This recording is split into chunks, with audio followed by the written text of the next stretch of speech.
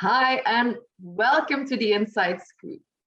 Our guest today is Jeff Lavin. He is a retired extreme sports athlete. He is a venturepreneur, and he's also the Shredneck. He's an all-around fun guy.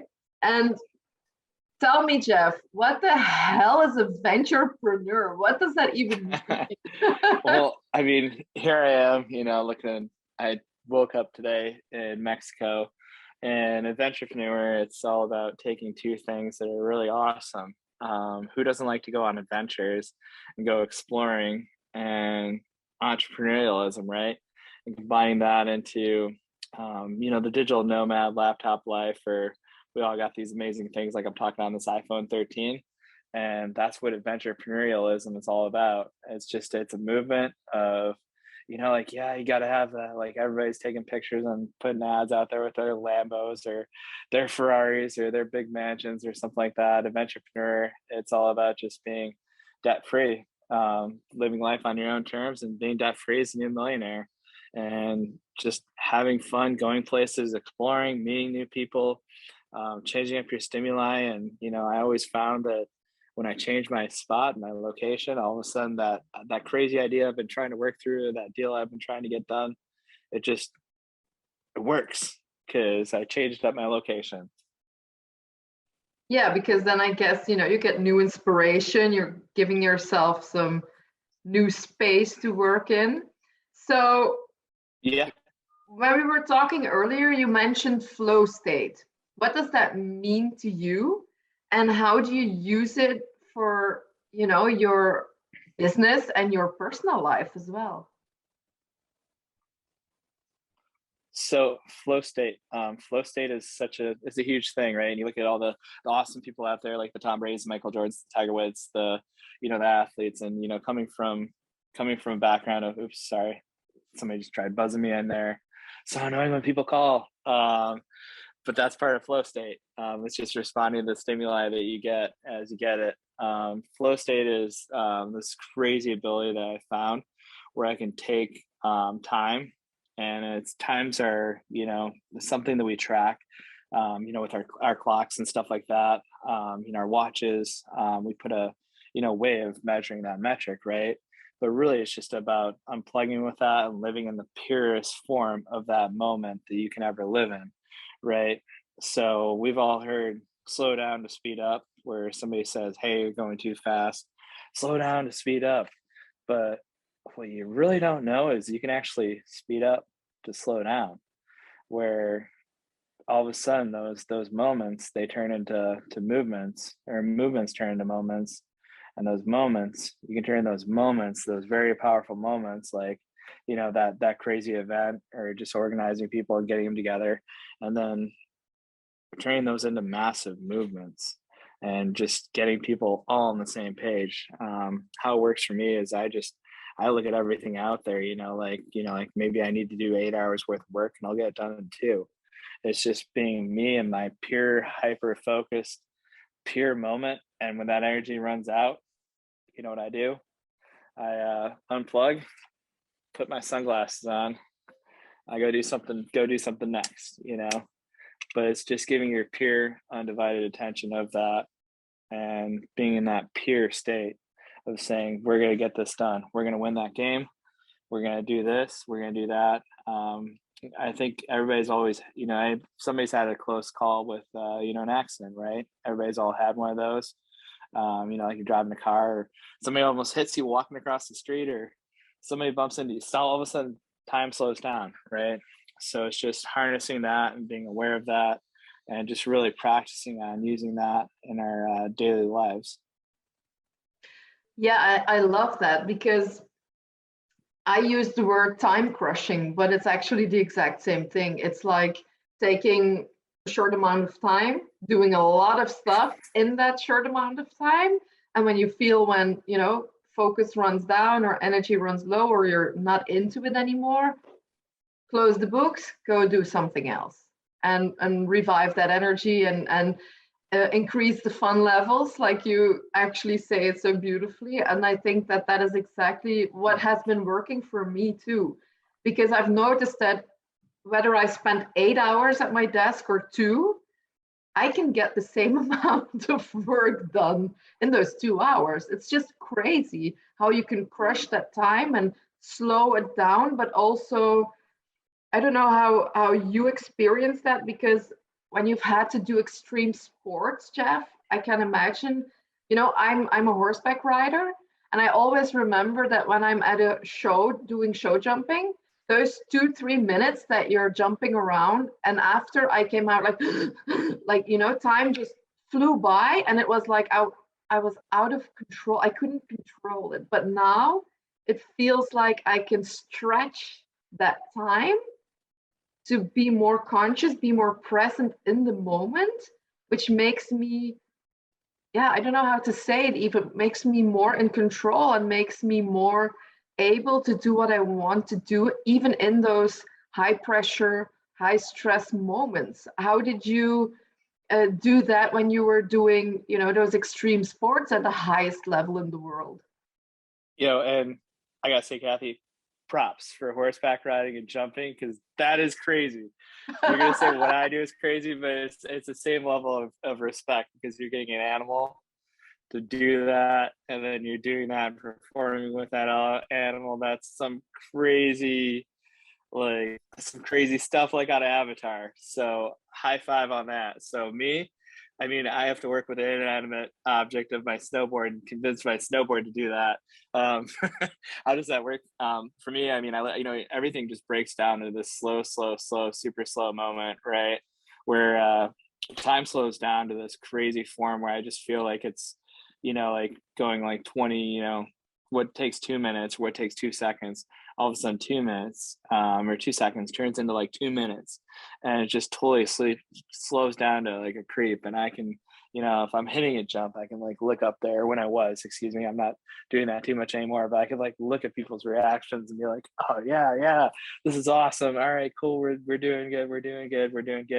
And you get this crazy like extra, perceptual thing just based on, the people that are watching you and how you're performing, and you can kind of vibe off of that and really use that. And you're like, oh man, this is awesome. Eventually you get into the state, as an athlete, where you see how other people see you, and when you're like on point, and that's great, and that's golden, and that you just did that at the best level. And you also know when you didn't, and you can totally feel that.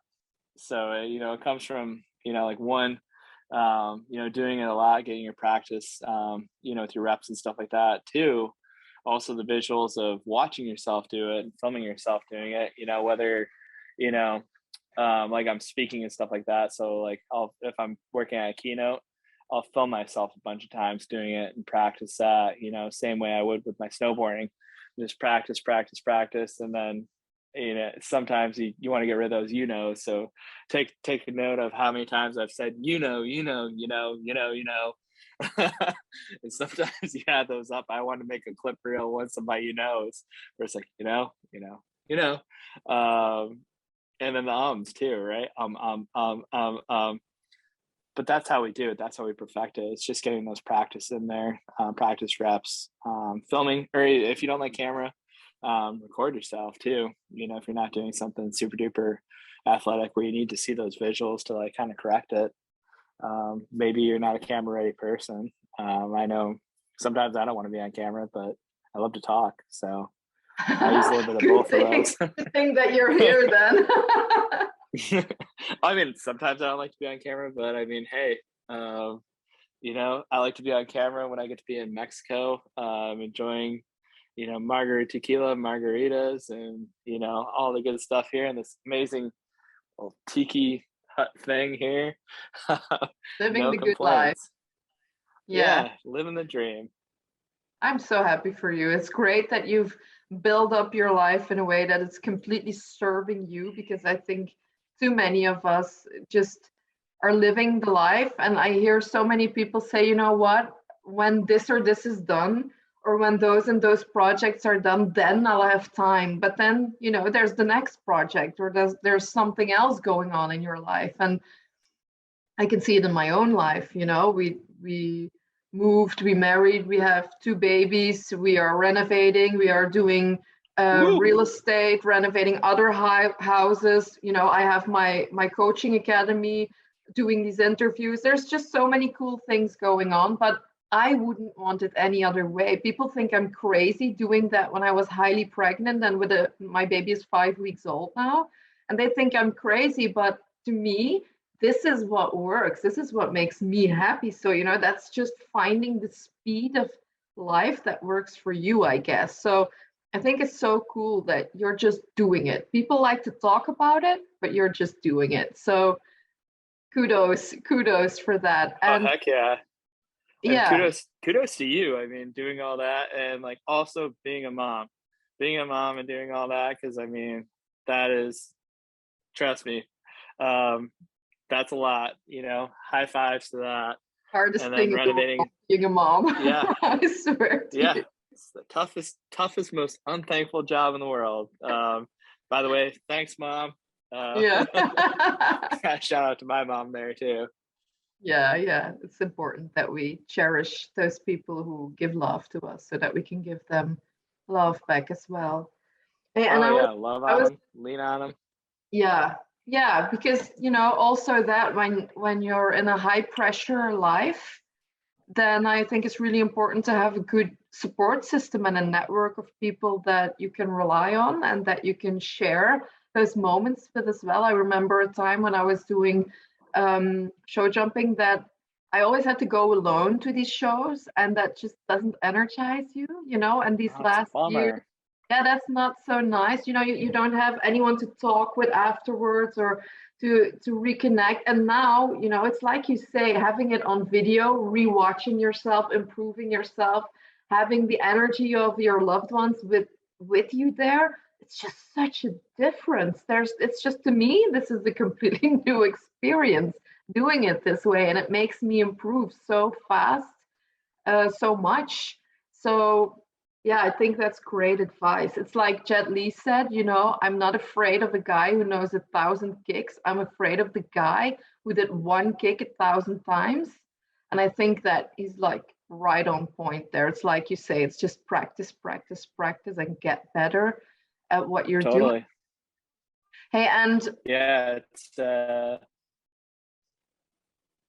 yeah, it is how practice. did you deal with the high pressure, doing all those, because now you've created a life, where you determine everything for yourself. But doing those extreme sports, there's people expecting things from you, you have to show up tired or not tired, sick or not sick. That's a little bit the rock and roll life that we do lead. Um, Sure. yeah, so how did you cope with that high pressure to maintain your mental health and your physical health as well? So we discussed, so it's a 4 P's for me, right? And we discussed the first P, practice. Practice, film yourself, get that in there, right? Persistence because you're not going to get that backside 720, or, you're not going to get that, that thing right on the first try. If you do, that was luck. That was luck and opportunity, and you might have practiced a little bit too, but having the persistence to keep on persevering, right? So it's all about that persistence. It's all about that patience, the patience to know that, Rome wasn't built in a day. Same thing with the pyramids in Egypt. Maybe they were built by aliens, and not even aliens built them in a day. You watched that show Yeah. too, Ancient Aliens. I just wanted to throw people down a funny rabbit hole there. I mean, I'm kind of a humorous guy here. Yeah. So practice patience or practice persistence, the patience with that. Right. And then also there's your perspective too. So it's the sum of the people that you surround yourself with, and we're all the sum of those people, and I mean, show me your friends, I'll show you your future. All that, we're all the sum of the five, as everybody said, but I kind of took that a little bit further. I always made sure that, anything I do in life, I always make sure I have a mentor.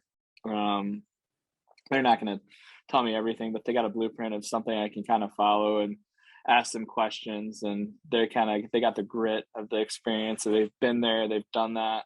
But they might not be a coach, right? So you got to have a coach and somebody that kind of gets you and gets your the whole internals of you and what to say to one, piss you off to get you to go, or calm you to the F down, just to, calm the nerves and stuff like that. So you need that person around you, the mentor, the coach, and you need friends to tell you that, dude, like I've had friends tell me, man, like, God, that was awesome. Or dude, that sucked. That was horse crap. Like, don't ever say or do that again, but I'm gonna buy you a beer and you're gonna get it next time.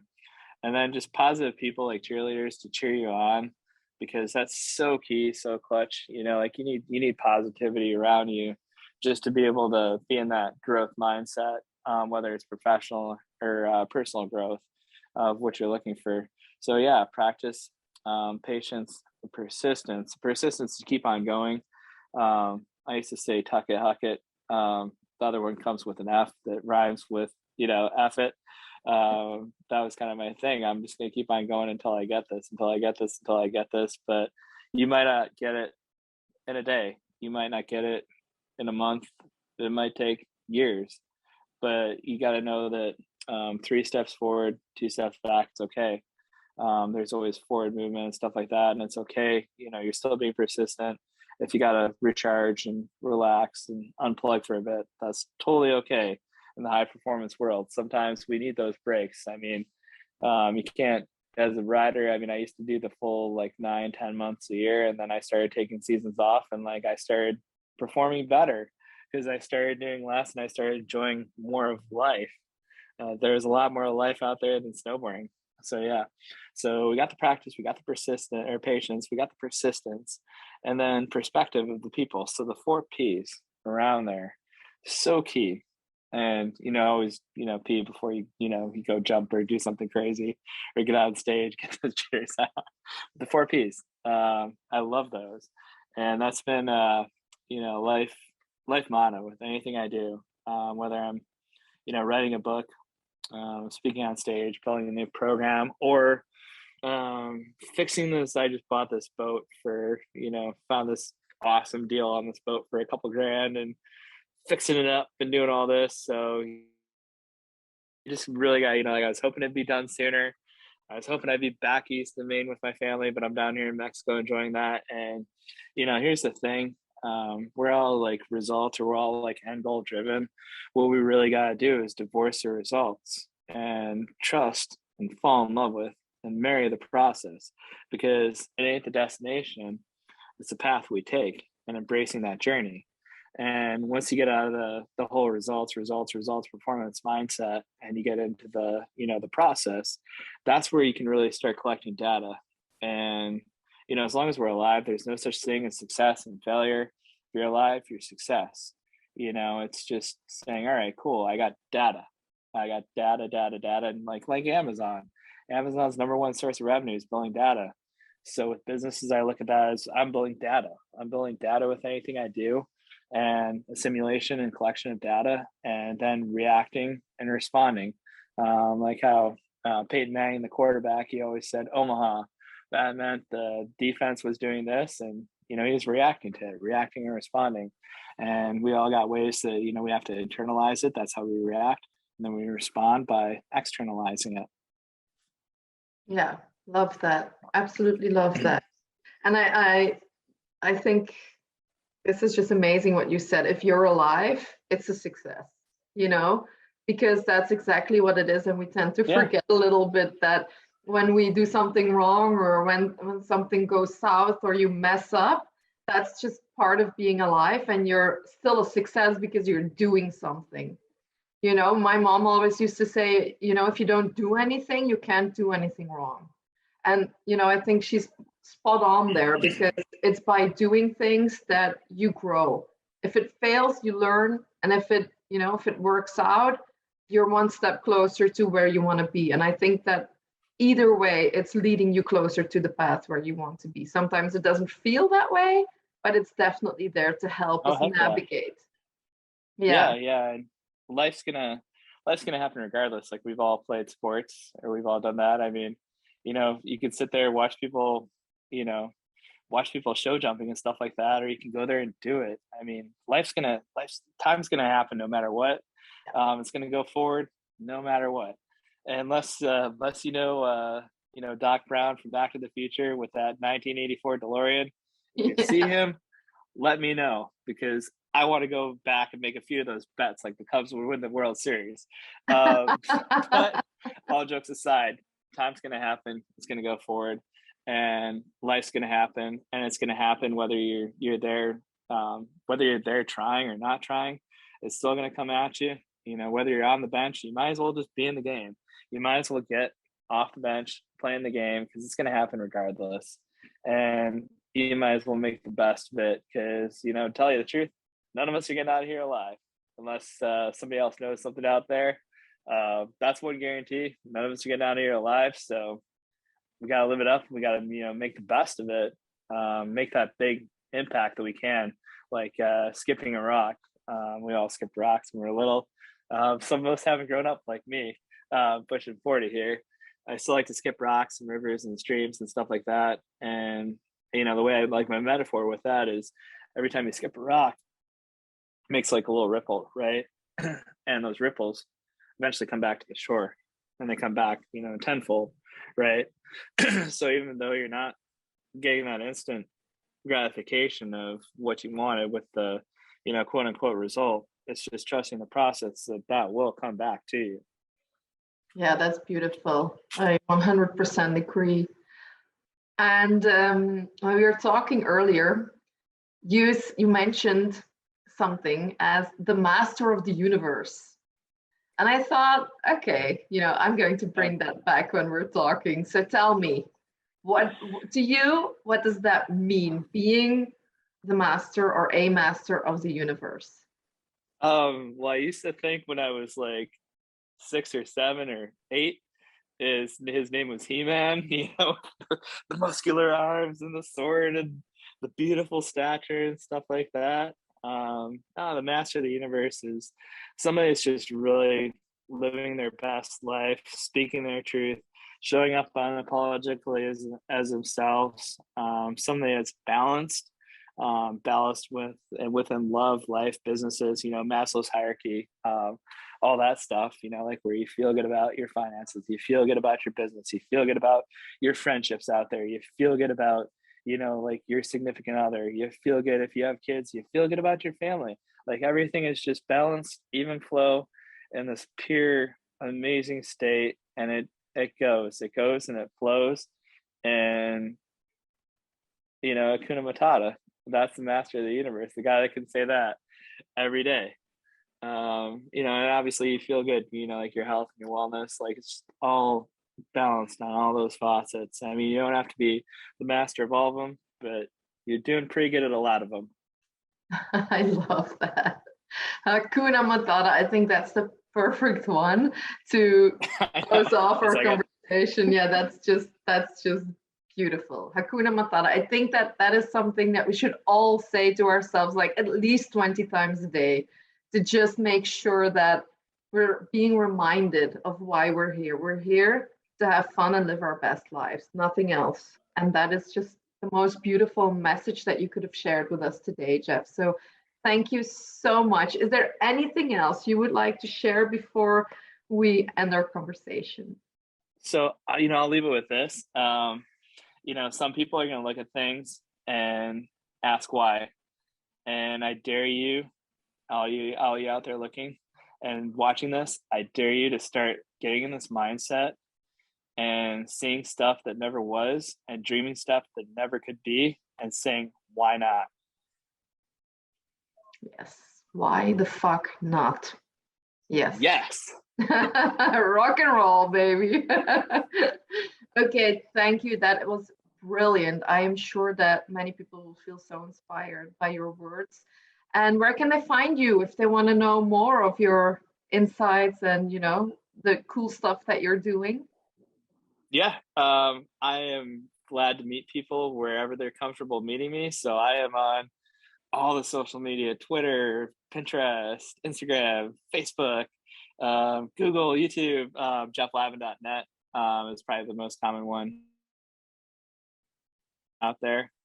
Get awesome, more passion to me purpose. But you can find me at my website and on social media, the Shredneck or Jeff Lavin. on whichever form that you're comfortable reaching out to. And you know what? It all ends up on this magical device that we're having this conversation on. It's like peeing in the shower. It all goes down the same drains. So it ends up, it ends up back in my phone. But don't pee in your shower. There's no point in pretending like we don't pee in the shower. We all do it when no one is watching, right? Okay, no, I've absolutely for sure. Loved your honesty, Jeff, and we should talk again soon. So thank you so much for your time and for sharing all your beautiful insights with us today. Yeah, absolutely. Ooh, I'm laughing so hard I'm crying. Bye now. Bye now.